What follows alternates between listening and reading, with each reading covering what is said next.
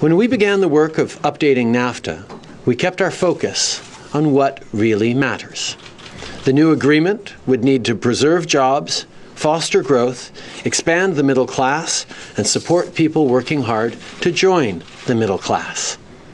It also needed to be fair, which meant that it would have to preserve the fundamental principle of the original agreement, which is that when your trading partner is 10 times your size, you need rules. You need a level playing field. Unless the new agreement achieved those objectives, we wouldn't sign it. Well, simply put, the new agreement had to be good for Canada and for Canadians. Canada believes that the way you negotiate good trade deals is through fact-based arguments and with the starting point that trade is mutually beneficial. Otherwise, we wouldn't do it. So that is the approach that we take. We believe that a good trade agreement is a win-win agreement. It is an agreement that is going to create more jobs in both of the trading partners. That was the approach we took in CETA.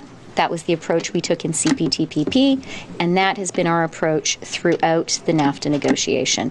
So we're a trading nation. We think trade is a really good thing. That's why we are really happy to have concluded this modernized deal with the United States and Mexico.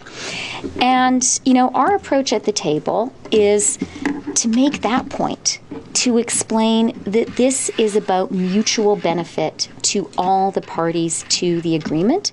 I think we have all been through moments over the course of these negotiations where we felt very close only to see it not end up working out. So I think we were all very mindful that there was a definite window now where the midnight deadline by the United States to send the text to Congress was a very real deadline that gave us an opportunity to work towards it.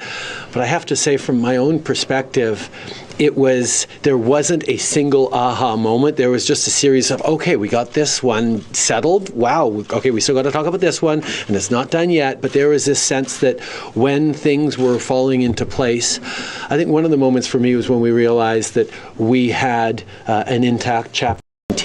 That was where I started to realize, okay, you know what? I think we're going to be able to get to a place because we've kept in place the rules that protect trade and enforce trade agreements like this. And if I could add, John, this is in fact a very progressive trade agreement.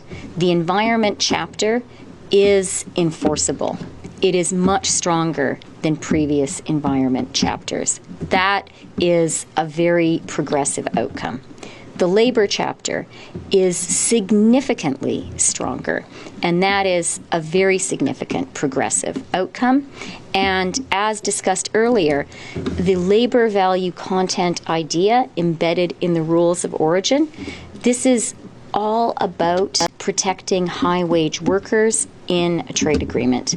And I can think of nothing that is more central to the progressive agenda than that. Having said that, there is also some good language on Indigenous issues and on gender in the agreement too.